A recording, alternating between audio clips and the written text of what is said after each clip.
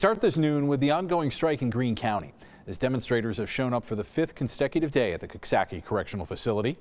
Some telling News 10 that they are in fact correction officers that currently work there. This comes after the deadline for them to return to work with no consequences has come and gone.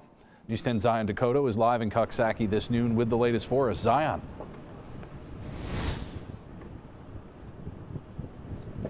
Ryan, good afternoon to you. Midnight came and went, and protesters are still out here Friday afternoon.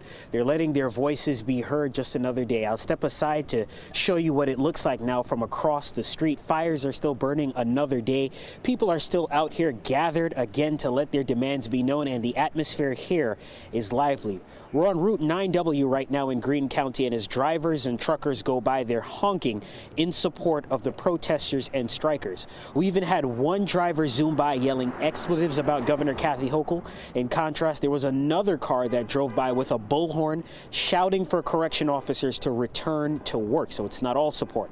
On that note, I mentioned that midnight deadline that officers were given until 12 o'clock this morning to return to work, or they would not face any disciplinary action. And as you can see, many are still out here and many of them have not returned to work.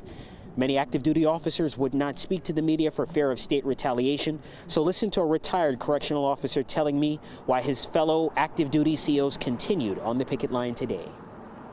From what I've been hearing, they feel that it's still too narrow and there's still more to be talked about. They weren't really too worried about that midnight deadline to go back. There is concerns, with your family and everything, that's tough, but yet they're still here today. We still have plenty here today. We'll be prepared to be here all weekend.